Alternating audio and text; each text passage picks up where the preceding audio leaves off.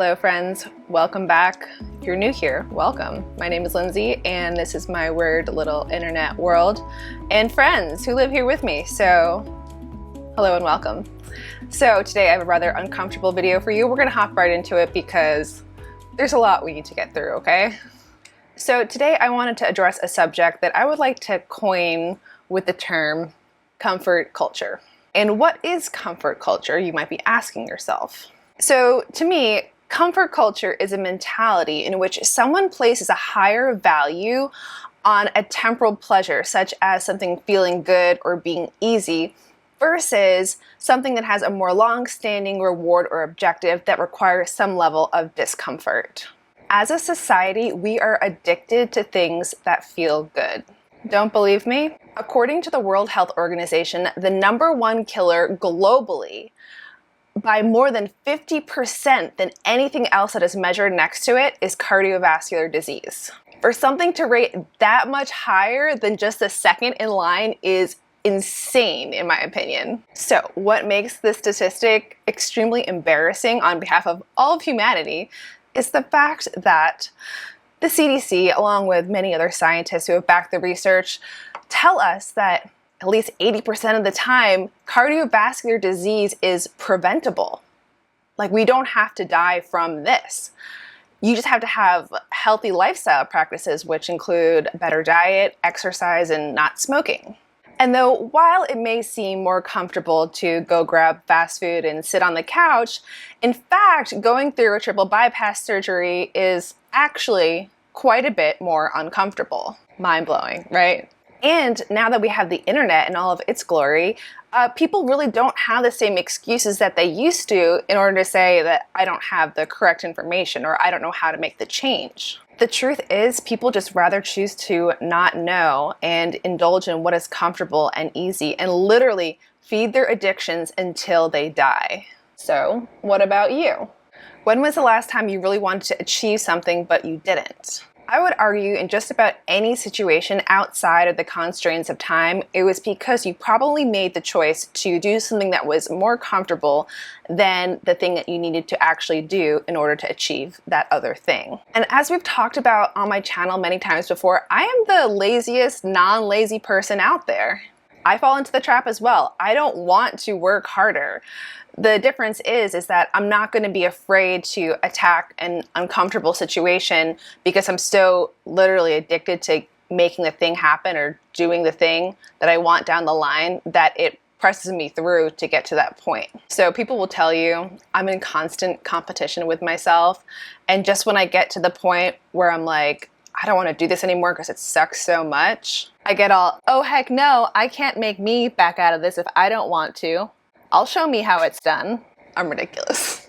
So what personally works for me is taking a little extra time to work out a system to do the thing, but in the easiest way possible without compromising any of the results. However, even with my simplified systems, sometimes it just really, really sucks. It's uncomfortable and it sucks. But do you know what sucks even more? Complacency. So check it out. Discomfort is a catalyst for momentum.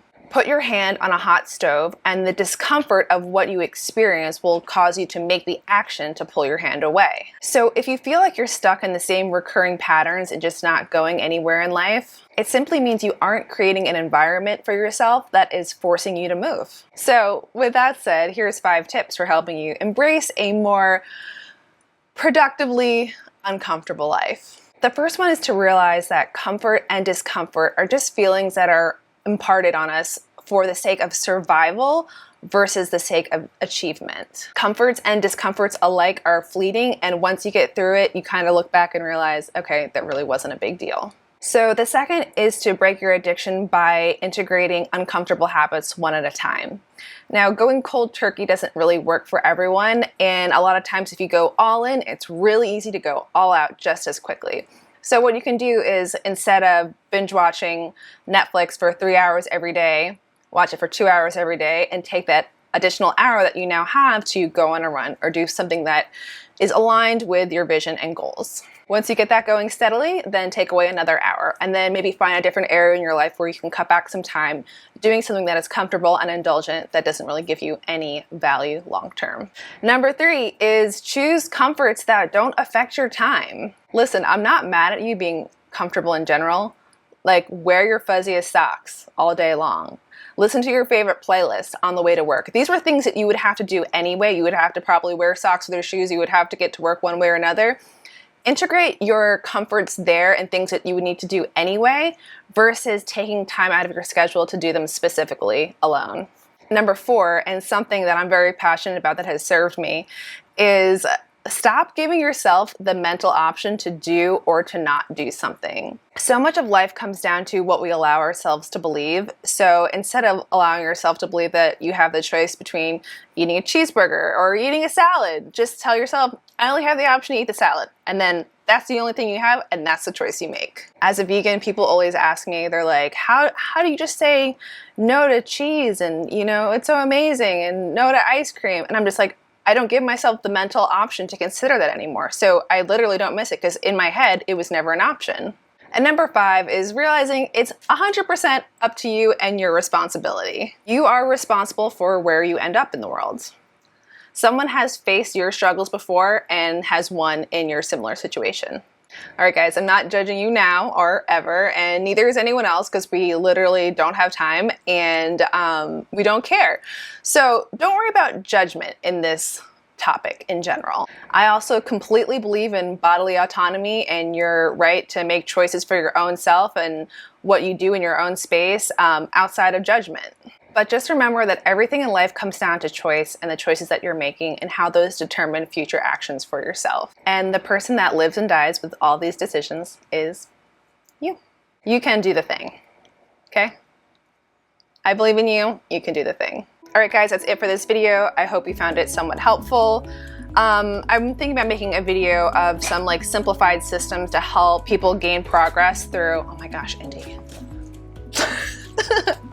through objectives that they're trying to attain that might be coming up in the future. The blog on this topic is linked down below if you would like to read more about it. And let me know down in the comment section what you guys are trying to work through, what comforts you're trying to break addictions to in your own lives, what you're looking to achieve. Tell me all about it and I'll meet you down there, and I'll see you in my next video. All right, bye.